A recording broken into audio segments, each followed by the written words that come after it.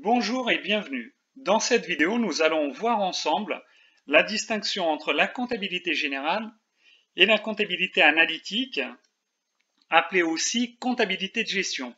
Afin d'illustrer nos propos, on prendra un petit exemple chiffré simplifié d'une boutique vendant des glaces et des crêpes.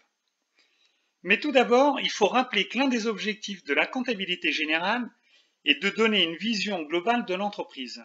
En effet, si l'on prend le compte de résultat issu de la comptabilité générale, nous connaîtrons l'enrichissement ou l'appauvrissement en cas de perte globale de l'entreprise du fait de son activité pendant l'année comptable. Mais nous ne saurons pas en détail quel service ou quel produit a contribué à cet enrichissement. En d'autres termes, quel est le niveau de bénéfice ou de perte généré par les différents produits ou services de l'entreprise?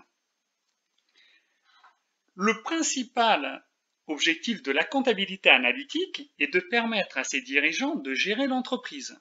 En effet, la comptabilité analytique n'est pas obligatoire et n'est pas soumise à aucune obligation de forme. C'est la raison pour laquelle, d'une entreprise à l'autre, on ne trouvera jamais la même comptabilité analytique. Initialement, cette comptabilité servait surtout aux managers ou aux dirigeants, mais de plus en plus, elle est également exigée par les investisseurs, notamment les banquiers. En ce qui concerne notre petit commerçant, il souhaite connaître ce qu'il gagne sur chacun de ces deux produits fabriqués et vendus, la glace et la crêpe, d'où l'utilité de la comptabilité analytique. Il faut préciser que contrairement à la comptabilité générale, qui elle donne une vision globale de l'entreprise, la comptabilité analytique va refléter le découpage de l'organisation de l'entreprise qui a été mise en place par ses dirigeants. Par exemple, il peut s'agir notamment des différents produits ou services qui sont réalisés et vendus par l'entreprise, mais aussi les principales fonctions de l'entreprise, que ce soit la production, la vente, les fonctions support, les ressources humaines, mais aussi il peut y avoir des centres de décision. Si on prend deux exemples, des branches d'activités différentes ou alors des zones géographiques différentes. Une fois que ce découpage a eu lieu, il va falloir affecter les charges de l'entreprise par destination, c'est-à-dire à chaque dépense engagée par l'entreprise, il va falloir se demander à quel produit ou service est destinée cette dépense. C'est le travail qu'a fait en amont notre commerçant.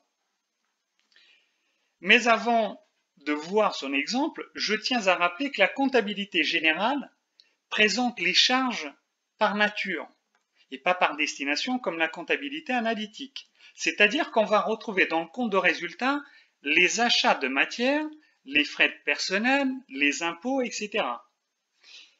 Maintenant, et ce afin de bien comprendre ces notions, regardons l'exemple de notre boutique qui vend des glaces et des crêpes. La comptabilité générale nous donne les informations suivantes qui sont issues du compte de résultat. Un chiffre d'affaires qui a été réalisé à hauteur de 100 000 euros. Et pour réaliser cette activité, nous avons les achats de matières à hauteur de 30 000 euros, des fournitures pour 1 500 euros, les loyers pour 15 000 euros, les frais d'assurance à hauteur de 1 000 euros, des impôts pour 4 000 et les salaires et charges sociales, ce qu'on appelle les frais personnels, pour 35 000 euros. Nous obtenons ainsi un bénéfice global de 13 500 euros, qui résulte simplement de la différence entre les produits du compte de résultat et les charges de l'exercice comptable au compte de résultat également. Maintenant, l'objectif du gérant de cette boutique est de savoir la rentabilité de ces différents produits, à savoir les glaces et les crêpes. Pour cela, la comptabilité analytique qu'il a mise en place donne les informations suivantes.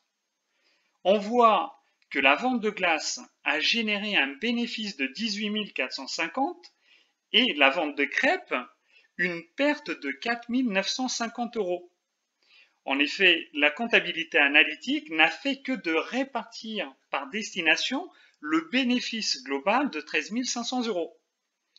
Une fois que ces informations sont obtenues par le gérant, il ne lui reste plus qu'à étudier les différentes marges de manœuvre et bien sûr de prendre les meilleures décisions dans la poursuite de son activité. Nous en avons terminé avec cette présentation. J'espère que cette vidéo vous sera utile et je vous invite à vous abonner à la chaîne pour en être informé de toute nouveauté. N'hésitez pas à liker, à laisser vos commentaires auxquels je répondrai ou à partager la vidéo. Je vous dis merci et à très bientôt pour de nouvelles thématiques.